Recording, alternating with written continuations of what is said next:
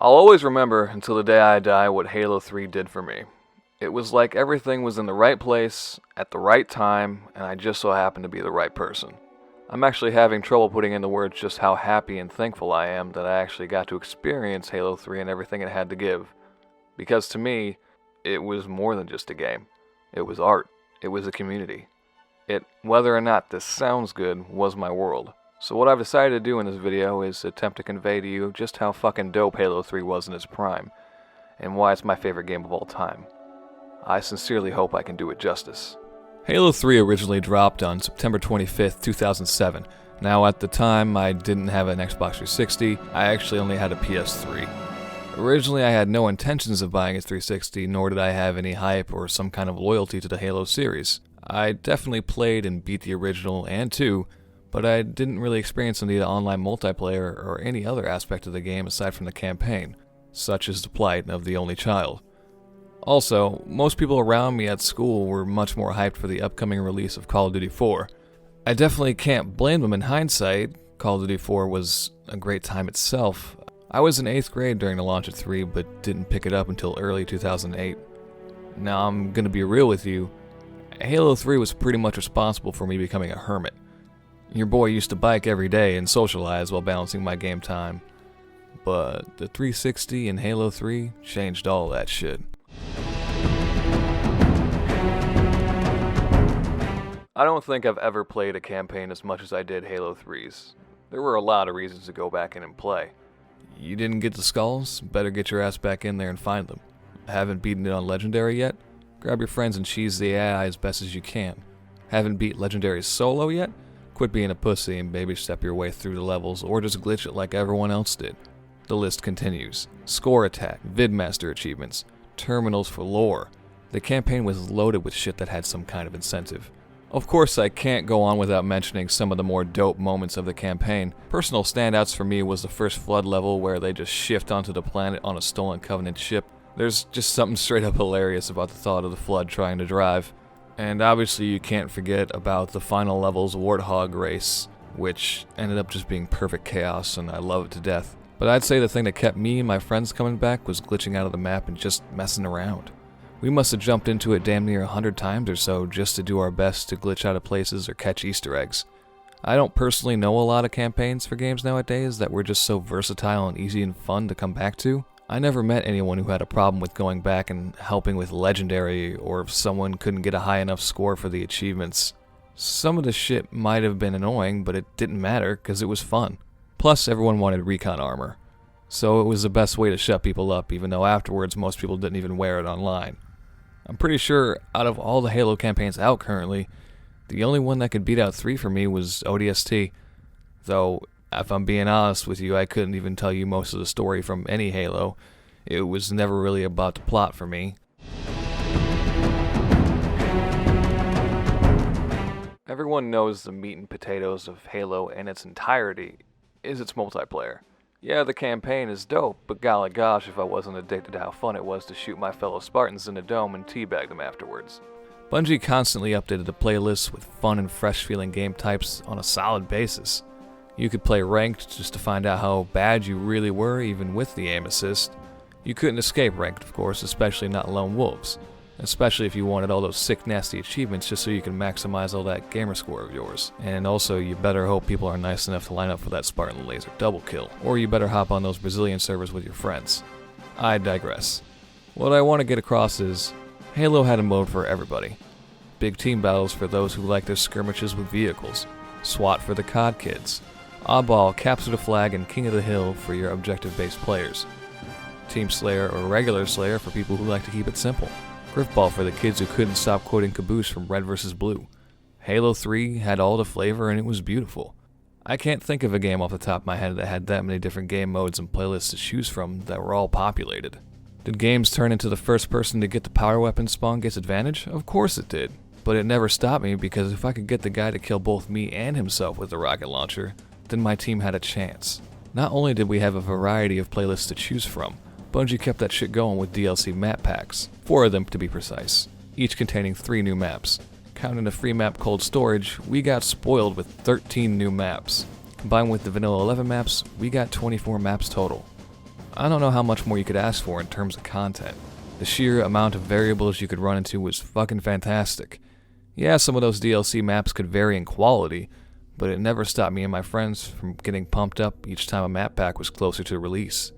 Not only did multiplayer get a refresh with each new map pack, but it gave us another chance to make something new in Forge, the best game mode to ever exist.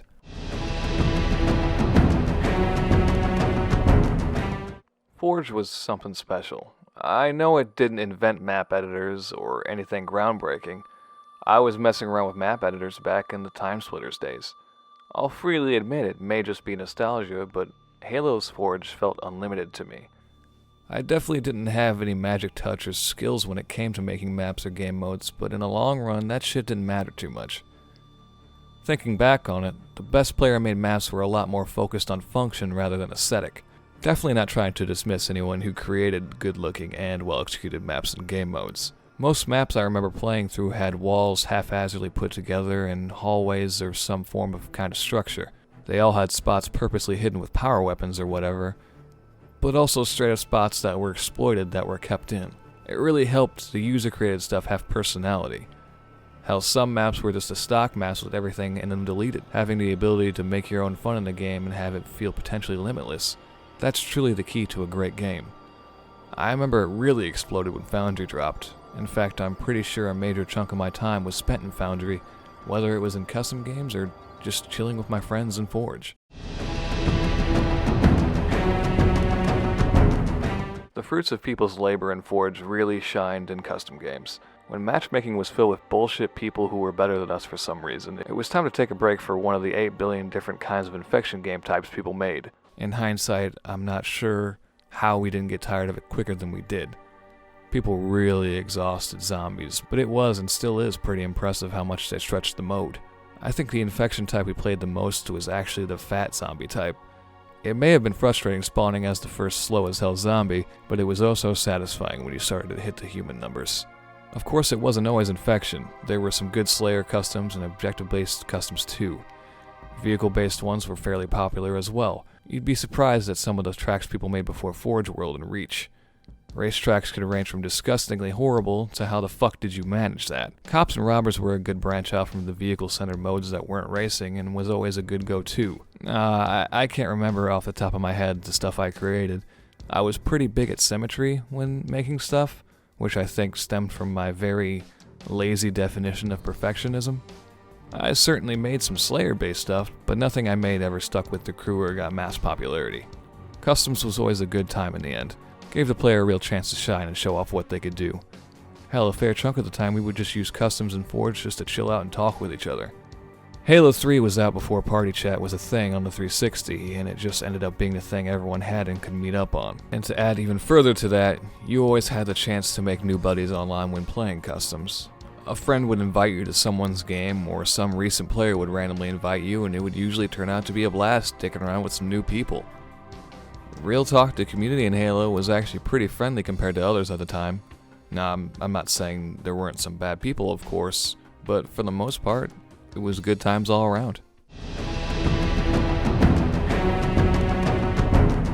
There's one last little thing to talk about when it comes to discussing Halo 3 in its prime. Recon Armor. Now, I'm sure there's plenty of you out there who experienced it, but for those of you who didn't, let me tell you what it was like before the Vidmaster achievements came out. At some point, when people kept popping up with Recon Armor, which at the time were Bungie employees, everyone wanted it. Only problem was, no one knew how to unlock it. So here's what happened. People would bother aforementioned Bungie devs with messages, private chat invites, and friend requests thinking it would get them the oh-so-sacred armor. This was just the tip of the iceberg for conspiracies on how to unlock it. Some people thought you had to beat an employee wearing the armor. Nope. Some people tried beating them and putting it in their file share. Also didn't work. If you haven't lost faith in the gamers of the late 2000s, some of them even thought sending mass chain messages to everyone they played with, saying that if you sent it to enough people, Bungie would reward you with recon. But wait, there's more, and this one is my personal favorite, though it was one of the theories you would run into least. Some gamers thought if you teabagged a Bungie employee 3 times, they'd just up and give you recon. Guys, it didn't even look that good. Eventually everyone got it and shut up. I don't even know any people personally who equipped it after getting it. Recon Armor just ended up being one of those things people got and went, oh, cool. By the way, I couldn't find a good place to put this, but on the topic of armor, if you just so happen to be one of the people who actually chose to play as an elite in multiplayer, I'm 99% sure you ate glue in elementary school. Why would you purposely be an elite, you actual weirdo? EVA gang, rise the fuck up. Anyways, if you didn't pick up on it yet, I think Halo 3 is the bee's knees. Once the Master Chief Collection was announced to hit PC and I saw that eventually 3 would be in my hands once again, man, it hit all the right spots. There were some worries for sure at first, with some of the previous games having port issues, but as far as I've experienced, it's the same old Halo 3. Getting my friends together to play through the campaign and jump back into the multiplayer is something I'm glad I got to experience one more time. So I gotta say, thank you 343 and everyone that brought the game back onto PC.